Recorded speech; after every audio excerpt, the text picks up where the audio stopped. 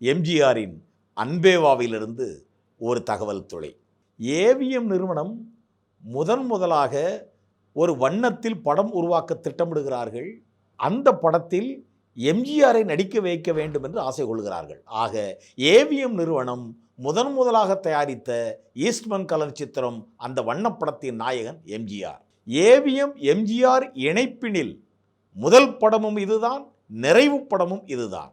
AVM நிறுவனத்திற்கு எம்ஜிஆர் நடித்து கொடுத்த ஒரே படம் பாக்ஸ் ஆஃபீஸ் ஹிட்.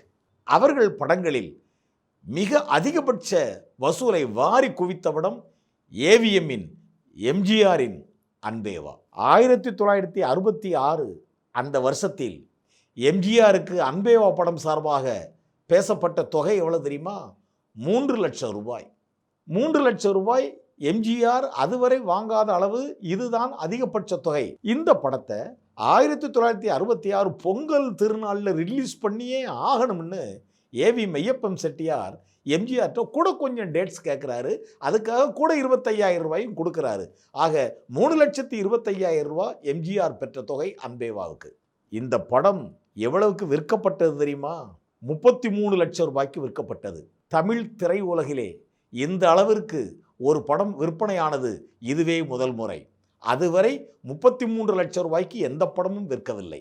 ஏவிஎம் நிறுவனத்திற்கு இந்த படத்தின் வாயிலாக 3 லட்சம் ரூபாய் லாபம் கிடைத்தது.